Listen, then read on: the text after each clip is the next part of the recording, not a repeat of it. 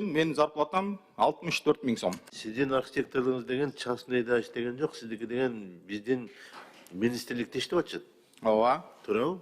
Кечиресиз, бул 400 000 сом, 500 000 сомду ай сайын бул архитекторлор алып бербейт.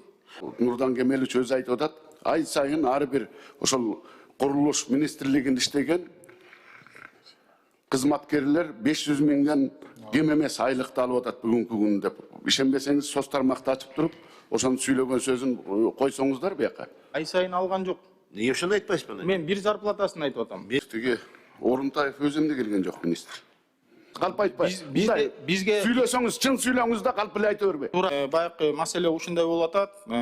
Министрликтердин өзүндө мисалы мен жеке зарплатамды айтып коеюн, менин зарплатам 64 000 сом. Менин зарплатам 64 000 сом.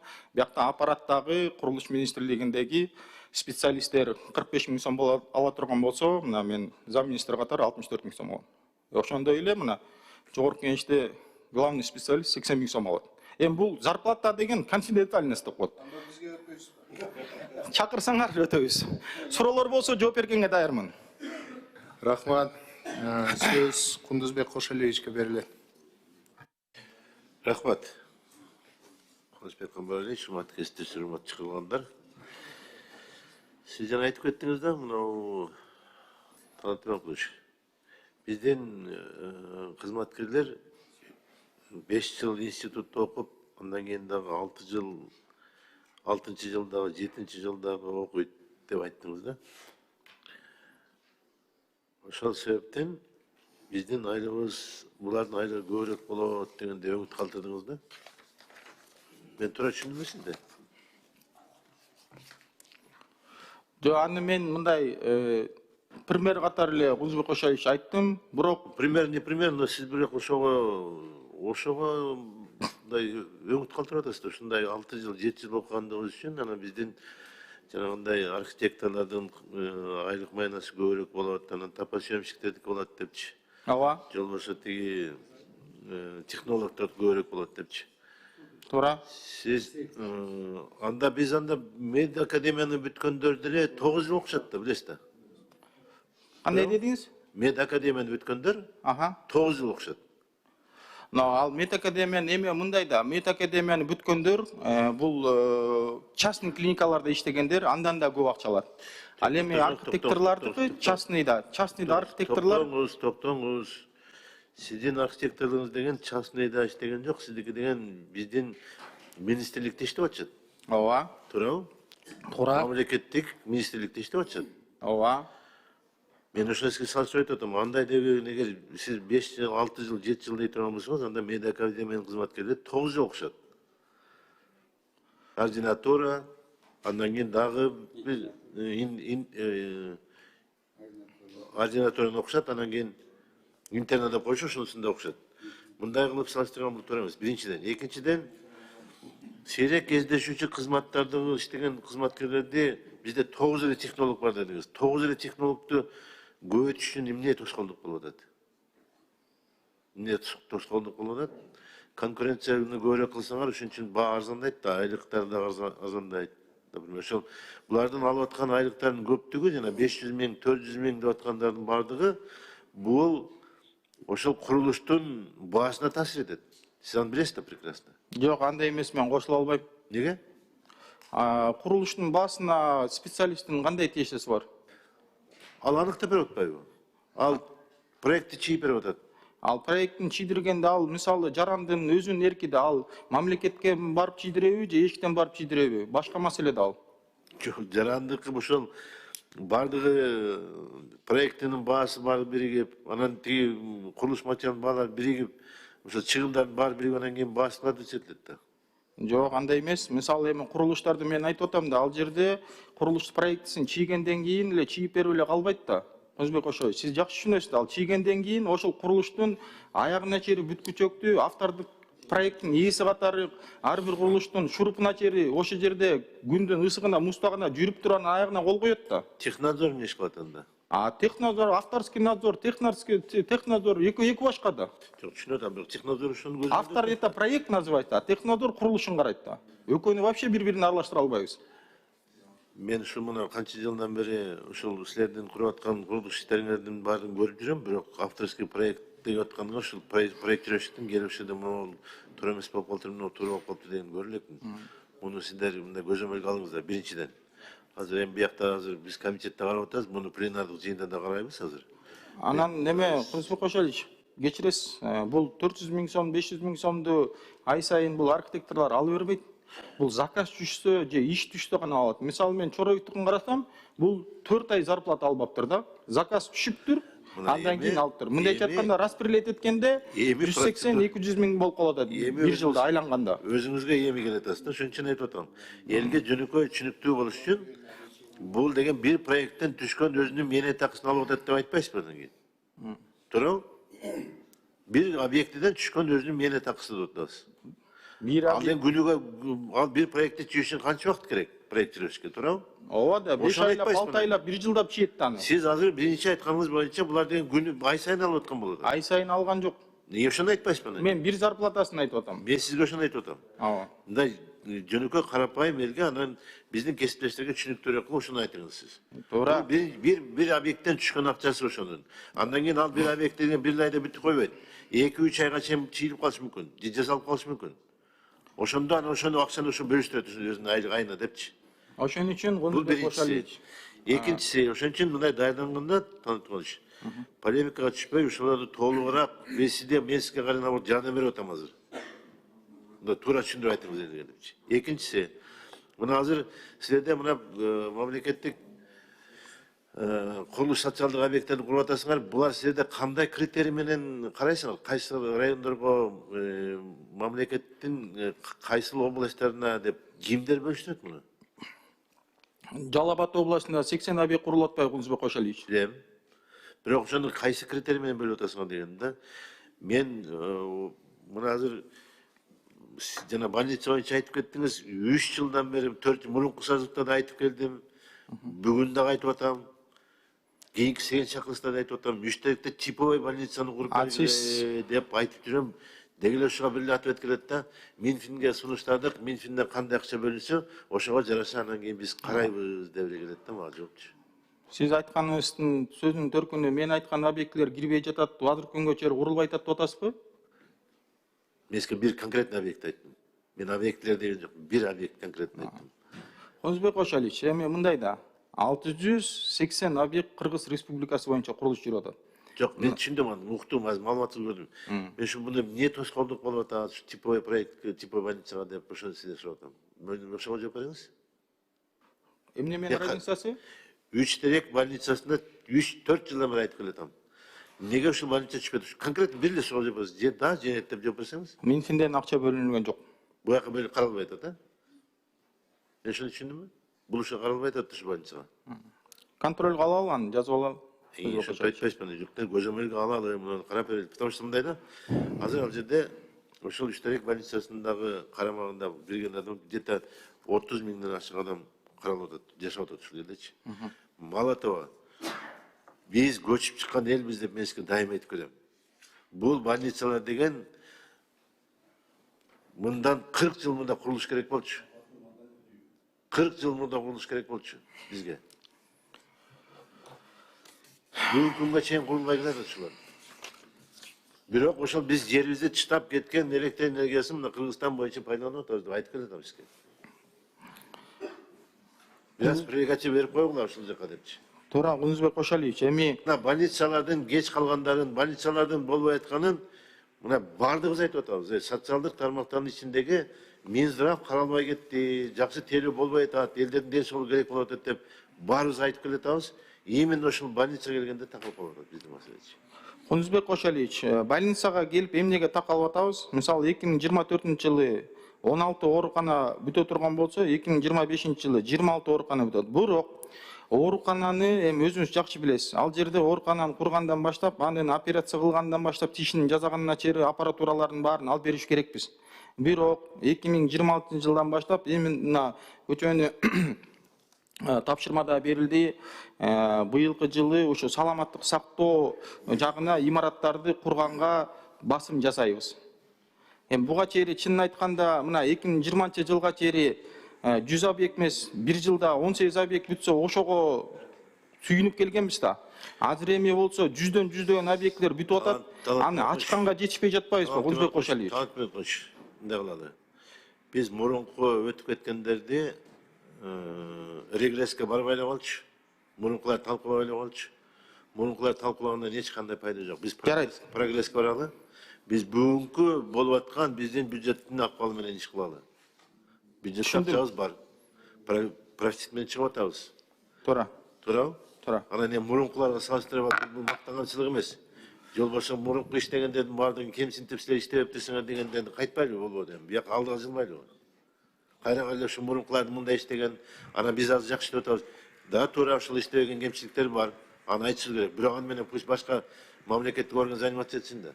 Биз бияктагы исходя из наших бюджет иштебейди. Кабыл алынды, Кудусбек Кошалиевич. Анан эми мурда мындай буга сүйүнүп келгенбиз. Анда эмне алалы, ошолор менен карап кайрага отура берели анда. Бул биягы жакшы болуптур деп. Биз дагы кетишибиз керек да алдыгачы. Элдиге дыңгал ушат түзүп беришибиз керек да. Туурабы? Туура.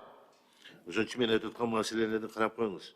Анан докладты берип атканда толугураак, жөнөкөйрөөк кылып, элге жеткиликтүү кылып айтыңыз. Жана 400-500 миңди мен аны түшүндүм силерге ушу бир проекттин, бир объекттин ичине алып атканыңарды. Бирок ошону жөнөкөй эл азыр түшүнүп калып атат. Значит, Министерство строительствонун кызматкерлеринин бардыгы 400-500 миңден айлык алат экен депчи. Кудусбек Кошалиевич, жана сиз айтып атпайсызбы, архитекторлор депчи? Мисалы, Минцифрада дагы, мисалы, айтишниктер деп атпайбызбы? Көчөдөгү айтишниктер сиз айткандай да аларда 5 миң доллардан 10 миң долларга чыгарса, цифровизацияны да кош айтишниктерди баягы конкуренция катары мамлекет өзү кармап атат да. Туура. Туура. Жакшы специалисттерди кармаш керекпиз да. Анан сиз айткандай, тиги 50 миң сомго чүрүп, алардын баары бошоп частникке кетип калса, мамлекет кантип кыймылдайт? Туура айтып атасыз. Кундуз Кошалиевич, Талант мырза, Туура айтып атасыз. полемиканы токтотпойлу. Жок, полемика эмес, мен бул жерде талкуулап атасыз. Сиз туура айтып атасыз. Кармаш керек. Бирок ошону мындай негиздеп бериш керек да. Мына биз бир проекттен ушунча акча алып атат деп негиздеп беришибиз керек. Түшүнүп атасызбы? Түшүнүп атам, Кудусбек Кошалиевич. Мисалы, сен образование деп коет, мына сиз өзүңүз деле мындай чалып каласыз. Сметчиктер жок. Бир сметчигибиз бар азыр мына 76да. Туура. Ошону деген негиздеп бергиле деп атабыз. Сизге мына бир проекттен 500 миң алса, ал деген андан кийин дагы 2 ай, 3 ай заниматься этет. Ошол 500 миңди бөлүп берет, же 6 айга бөлүп берет, же 5 айга бөлүнөт мындай айлыгы деп. Ошентип Баягы ички саясаты да ал. Ошентип айтпайсызбы? Туура. Түшүндүңүз да мен айтып атканым. Рахмат. Рахмат, эмки сөз Акылбек Тогузбаевичке берилет. Рахмат, Кудусбек Камралиевич. Кудусбек Камралиевич, тиги Орунтаев өзү эмне келген жок, министр?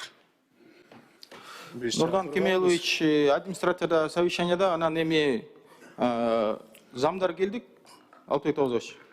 Эми өзү келип ушул жерде өзү жооп бериш керек эле. Ошол өзүнүн айткан сөзүнө сиз айтып атасыз азыр. Биз ошол проекттерге эле 500 миңден айлык тиги 6 айга, 4 айга деп айлыгын алып атат. Нурдан Кемелович өзү айтып атат, ай сайын ар бир ошол курулуш министрлигин иштеген кызматкерлер 500 миңден кем эмес айлыкты алып атат бүгүнкү күндө деп. Ишенбесеңиз соц тармакты ачып туруп, ошонун сүйлөгөн сөзүн койсоңуздар бияка.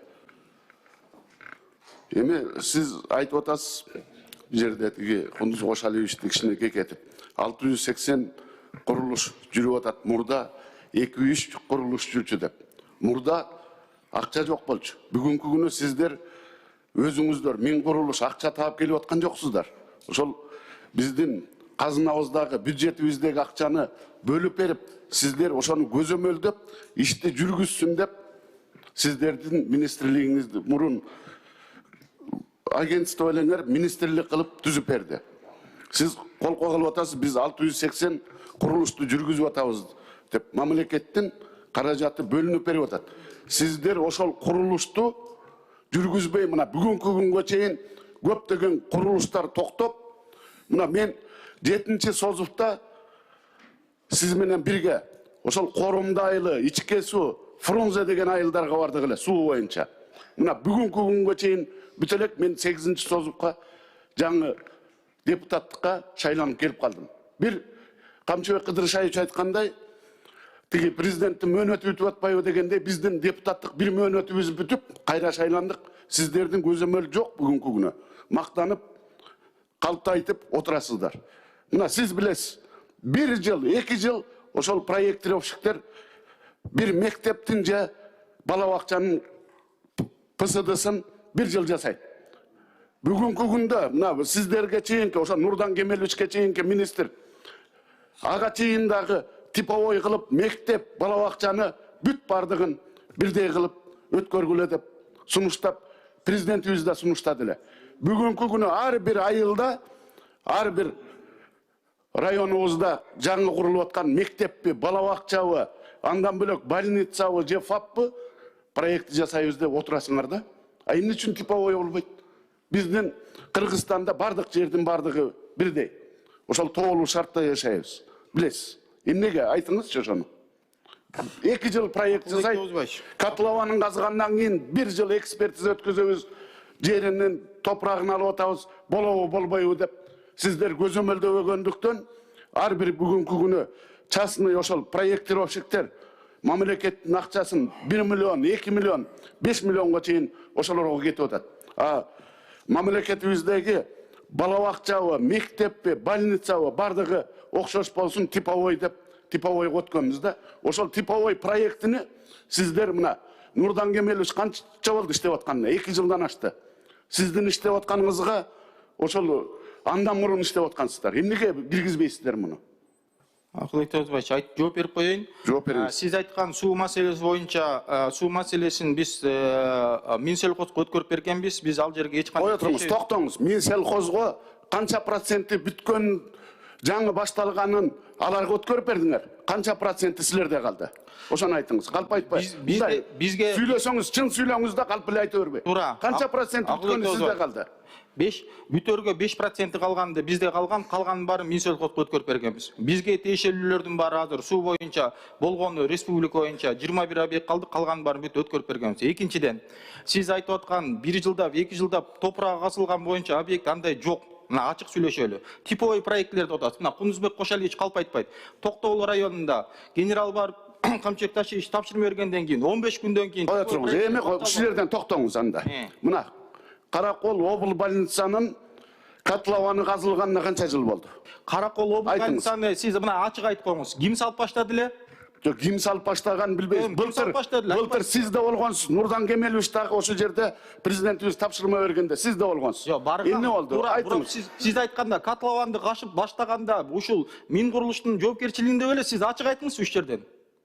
Жок, мин курулуштун көзөмөлүндө эмес болчу. Былтыр сизге өттү да. Сиздерге өттү да. Курулуштун көзөмөлүндө. Былтырдан бери эмне болду? Айтыңыз. Эмне иш жүрдү? Курулуштун көзөмөлүндө болчу. Былтырдан бери эмне иш жүрдү? Эми көзөмөлгө алып туруп сиз менен акылдашып туруп, ошол биз ойлогондой больницаны жанына чоң больница салалы деп сиз менен акылдашпадыкпы, туурабы? Жок, кана эмне болду? 1 жылдан бери эмне болду? Эмне иш жүрдү? Кана болгондо ошол жактагы айыл өкмөттөр жерди трансформация кылып өткөрүп бергенден жазында ишти баштап. Жок, айыл өкмөт эмес. Ошол жерде котлованын платформасы курулуп калган. Сиз ошол жерде болдуңуз. Нурдан Кемелович болду. Эмне иш жүргөн жок былтырдан бери? Айтыңыз, ошону айтыңыз. Акылбек Тоозбаевич, эми азыр айтып атасыз, котлованы казылып 1 жылдап турган жок дедиңиз. 1 жылдап туруп. Мына калп айтып атат деп. Мына ачык айтыңызчы. Ошол жерге мин курулушка акча бөлүндү беле же бөлүнгөн эмес беле? Бөлүнгөн эмес да, туурабы? Кандай бөлүнгөн? Акча менен сала алган. Келбейсизби? Могул чында акча бөлүнбөй атат. Каякта берилген да. Эми ошол акчасы бөлүнсүн да. Талант мырза, кыйкырбай мындай жайыраак сүйлөсөңүз. Эмоцияга алдырбай. Ошол жерде өзүңөр бардыңар, Нурдан Кемелович специалисттериңер менен чогуу бардыңар. Эмне иш жүрдү? Ошол наоборот чогуу барып жоопкерчиликти алып ошол объектини албадык Алтыбек Тогузбаевич. Эми сиз өзүңүз эчип барып биз ошону алдык го. Буга чейинки мындай. Жок, алган менен иш жүрбөй атпайбы? 1 жылдан бери иш жүргөн жок да. Жүрдүбү? Айтыңыз. Акчасы бөлүнө элек болот атпайбы Алтыбек Тогузбаевич? Акчасы бөлүнбөсө эмне кылып салалы, айтсаңыз? Аны силер айткыла да. Мына келгиле айткыла, акча бөлүнбөй атат, курулуш жүрбөй атат. Жардам бергиле. Мен бюджеттен акча бөлүнгөн жок, быйыл да каралган жок. Быйыл да каралган жок дагы. Эмнеге силер быйыл акча каралып, мына бюджетти бекитип бериңер, мына переченге кирдик Алтыбек Тогузбаевич. Ошол жерди баштайбыз. Эми ар бир нерсени танадыңыза. Мындай туура маалымат бериш керек да. Ар бир депутатка эле силер кыйкырып Нурдан Кемелович экөөңөр коркута албайсыңар. Алтыбек Тоозбаевич, мына канча жылдан бери сиз айткандай бир созувда, экинчи созувда чогуу иштешип келатабыз. Чогуу жетелешүү объектилер калып келет. Сиз дагы чындыкты айтып коюңуз да. Мына больницаны бетке алып атат, больница миң курулуштун составында эмес болчу да. Азыр мына жакта мына онлайн менен элдин баары көрүп атат. Анан элдер ойлоп калат да, чын эле эчтеке кылбаптыр деп калат да. Ачык айтып коелу да, биз эмес болчу да ал. Түп районунда Корумду айылынын суусу силерде калган. Мына мен селхоздон дагы сурап атам эмне болду десек, ал сиздерде миң курулушта деп атат. Мына андан бери 10 жылдан бери бир айылдын суусун бүтүрө албай атасыңар, анан жөн эле мактанып атасыңар. 680 объект куруп атабыз деп. Берилген акчаны силер көзөмөл жүргүзүп, курулушту технадзоруңарбы, барыңар биригип, ошол ишти сапаты кандай жүрүп атат, эмне болуп атат, ошону ишти Мындай кылалы, Акылбек Тоозбаевич, если ушундай ар бир объекти менен мындай териштирели десеңиз, азыр жыйналыш бүткөндөн кийин мен сизге ар бир объектини эмне үчүн курулбай атат, эмне үчүн бүтүп атат, кандай маселе болот, обосновать этем. Мисалы, Көл областы боюнча былтыркы жылы 39 объект бүтүп атат бир жылда. Эмне жаманбы?